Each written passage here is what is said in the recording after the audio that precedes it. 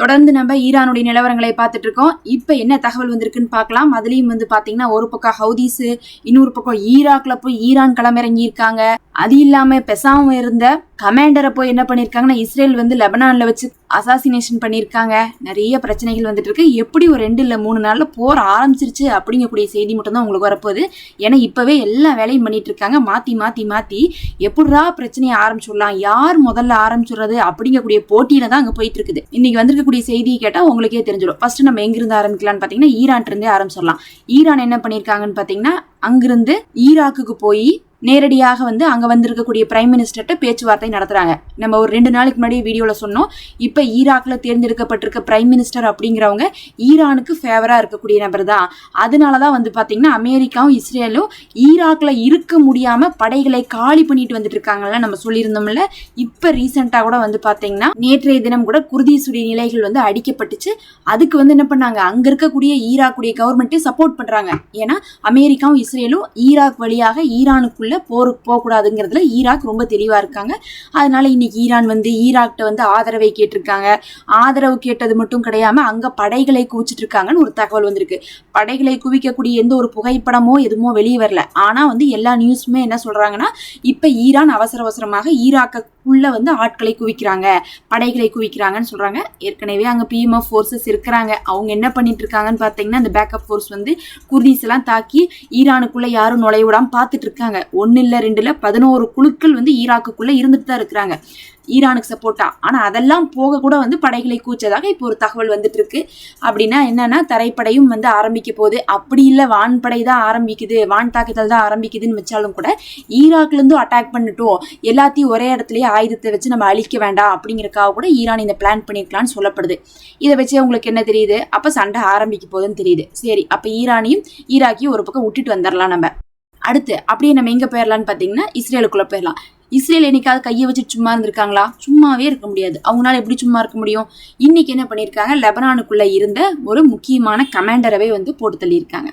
10 நாள் போர் நிறுத்தம் வந்திருக்கு, சமாதானம் வந்திருக்குன்னா அந்த 10 நாளாவது பேசாம இருக்கணும். 10 நாள் போர் நிறுத்தம் வந்ததுல இருந்தே இவங்க எங்க பார்த்தாலும் மீடியால என்ன சொல்றாங்கன்னா நாங்க 10 நாள் தான் நிறுத்துவோம், அதுக்கப்புறம் 11ஆவது நாளே என்ன பண்ணுவோம், லெபனானை அடிப்போம், லெபனானுக்கும் எங்களுக்கு மட்டும் தான் டீலிங்கு, இது ஈரானுடைய பேச்சுவார்த்தையோடு நாங்க சேர்த்த மாட்டோம், லெபனானை நாங்க ஒன்று இல்லைன்னு பண்ண போறோம், ஆயுதங்களே அவங்களை கீழே போட வைக்க போறோம், லெபனானுடைய கவர்மெண்டோட சேர்ந்து நாங்களும் என்ன பண்ண போறோம், அந்த ஹிஸ்புல்லா அழிக்க போறோம். இப்படியே பேசிட்டே இருந்தாங்க நேற்று ஃபுல்லா. பேசினது மட்டும் இல்லாம நேற்று என்ன சொன்ன, நம்ம அங்கிருந்த கண்ணி வெடியில போய் தெரியாம என்ன பண்ணிட்டாங்க, இஸ்ரேலுடைய ராணுவம் மாட்டிட்டாங்க. ஆக்சுவலா அது எப்பயோ வைக்கப்பட்ட கண்ணி வெடி, அதுல போய் மாட்டிட்டாங்களா. மாட்டினோன்னு இவங்களுக்கு இழப்பாயிருச்சு. இப்ப வெளியே வரப்போற நேரத்துல போய் செத்துட்டாங்களேன்னு சொல்லிட்டு அதை அந்த அசிங்கத்தை மறைக்கிறதுக்காக இப்ப தாக்குதலை பண்ணாங்க. அங்க 50 கிராமங்கள்ல மக்களை உள்ள நுழைய விடாம தடுத்தாங்க. இதோடவாது நிறுத்தி இருக்கணும். எல்லாத்தையும் பண்ணி முடிச்சதுக்கு பிறகு இப்ப என்ன தகவல் வந்திருக்குன்னு பாத்தீங்கன்னா அங்க இருக்கக்கூடிய பிந்த் ஜபீல் அப்படின்னு சொல்லக்கூடிய ஏரியாவுடைய கமாண்டரை என்ன பண்ணிருக்காங்க, அசாசினேட் பண்ணிருக்காங்க. அவரு சும்மாதான் இருந்திருக்காரு. இவங்க குறி வச்சு அவர் எங்க இருக்காருன்னு கண்டுபிடிச்சு, எப்படி ஈரானுக்குள்ள எல்லாம் தாக்குதல் பண்ணுவாங்க அந்த மாதிரி அவங்க இருந்த இடத்தவே கண்டுபிடிச்சு தாக்கியிருக்காங்க. இப்ப அவர் இறந்திருக்காரு. ஒரு கமாண்டர் கொல்லப்பட்டா என்ன ஆகும், அங்க இருக்கக்கூடிய ஃபுல் டீமுமே என்ன பண்ணுவாங்க, அப்போஸ் பண்ணுவாங்க. அவங்க கண்டிப்பா பழி தீர்ப்பாங்க. இப்ப இவங்க ஒரு ராணுவ வீரர்களை இழந்தாவே இவங்க பழி தீர்க்கும் போது இஸ்ரேலு, அப்ப அங்க கமாண்டரவே இழந்தாங்கன்னா என்ன பண்ணுவாங்க, அவங்களும் பழி தீர்ப்பாங்க. இப்ப லெபனான் என்ன சொல்றாங்கன்னா இதுக்குதான் அவங்களை போய் பேச்சுவார்த்தைக்கு இஸ்ரேல்கிட்ட போகாதீங்கன்னு சொன்னோம், அவன் போற நிறுத்துற மாதிரி நிறுத்திட்டு என்ன பண்றான், பின்னாடி தாக்குதலை பண்றான் பாருங்கன்னு சொல்லிட்டு அங்க லெபனான்ல இருக்கக்கூடிய பிரைம் மினிஸ்டருக்கு ஹிஸ்புல்லா தரப்புல இருந்து வார்னிங் கொடுக்க, அந்த பிரைம் மினிஸ்டர் வாயை வச்சு சும்மா இல்லாம இனி உங்களை மாதிரி இருக்கக்கூடிய குழுக்களுக்கு சப்போர்ட் பண்ணி நாங்க லெபனான் மக்களை இழக்க முடியாது, லெபனான் ஏற்கனவே நிறைய அழிஞ்சிருச்சு, நாங்க என்ன பண்ண போறோம்னா உங்களை எல்லாம் காலி பண்ண போறோம்னு அவரு வேற. அப்ப அவரு இஸ்ரேலுக்கும் அமெரிக்காவுக்கும் சப்போர்ட் பண்றாரு, லெபனானுடைய பிரைம் மினிஸ்டரும் சரி பிரசிடென்ட்டும் சரி. ஆனா மக்கள் யாரு பக்கம்னு கேட்டீங்கன்னா மக்கள் பாதி பாதி பிரிஞ்சிருக்காங்க. பாதி பேர் ஹிஸ்புல்லாக்கு சப்போர்ட் பண்றாங்க, பாதி பேர் பாத்தீங்கன்னா கவர்மெண்ட்டுக்கு சப்போர்ட் பண்றாங்க. ஆனா யார் ஸ்ட்ராங்னு பாத்தீங்கன்னா கவர்மெண்ட் ஸ்ட்ராங் இல்ல. அதனாலதான் இப்ப இஸ்ரேல் என்ன பண்ணுதுன்னா கவர்மெண்ட் அங்க ஸ்ட்ராங் இல்ல, அது எங்க கூட போர் செய்ய இருக்குல்ல, அங்க இருக்கக்கூடிய ஹிஸ்புல்லா கூடயே போர் செய்ய முடியாத ஒரு நிலைமையில தான் அங்க இருக்கக்கூடிய கவர்மெண்ட்டுடைய ராணுவம் இருக்கு. ஸ்ட்ராங்கா இருக்கக்கூடிய ராணுவம் பார்த்தா ஹிஸ்புல்லாவுடைய ராணுவம் தான். அதனால அவங்களை நாங்களும் அழிக்கிறோம், கூட என்ன பண்றோம், லெபனானுடைய கவர்மெண்ட்டையும் கூப்பிட்டுக்கிறோம்னு சொல்லிட்டு அந்த அறிவிப்பை வேற விட்டுருக்காங்க. இப்ப எப்படி போய் நிக்குதுன்னு பாத்தீங்கன்னா உள்ளக்குள்ள இருக்கக்கூடிய பிரைம் மினிஸ்டருமே அங்க ஹிஸ்புல்லாவை எதிர்க்கிறாங்க. இஸ்ரேலுமே ஹிஸ்புல்லாவை எதிர்க்கிறாங்க, ஹிஸ்புல்லாவும் என்ன பண்ணுறாங்க, அந்த பிரைம் மினிஸ்டரையும் எதிர்க்கிறாங்க, இஸ்ரேலும் எதிர்க்கிறாங்க. அப்படி முக்கோணமாக வந்து என்ன ஆயிடுச்சு, இப்போ எதிர்ப்பு வந்துருச்சு. இதில் என்ன விஷயம்னா, உள்ளுக்குள்ளே இருக்கிறவங்களே எதிர்க்கும் போது ஹிஸ்புல்லாவுக்கும் அங்கே உள்ள இருக்கக்கூடிய கவர்மெண்ட்டுக்கு பிரச்சனை வந்தால் சிவில் வாராக மாறிடும்.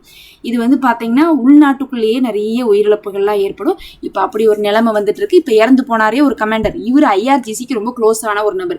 நம்ம ஏற்கனவே பார்த்தோம், ஐஆர்ஜிசியிலேருந்துலாம் வந்து என்ன பண்ணுவாங்க, அப்பப்போ வந்து ஹிஸ்புல்லாவில் வந்து மீட்டிங்லாம் போட்டு போவாங்க. அப்படி மீட்டிங் போட்டுட்டு போகும்போது தான் ஹசன் நஸ்ருல்லா அவர்களோடு பேசிட்டு இருந்தவரை என்ன பண்ணாங்க, இவங்க தாக்குனாங்க.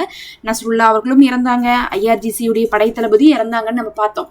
இப்போ இவரும் பார்த்தீங்கன்னா ஐஆர்ஜிசியோட க்ளோஸாக இருக்கக்கூடிய நபர் தான். பொதுவாகவே ஹிஸ்புல்லாவே வந்து ஐஆர்ஜிசியோட க்ளோஸாக இருப்பாங்க. அதில் ஒரு சில ஆட்கள் வந்து என்ன பண்ணுவாங்க, தொடர்பில் இருப்பாங்க நேரடியாக.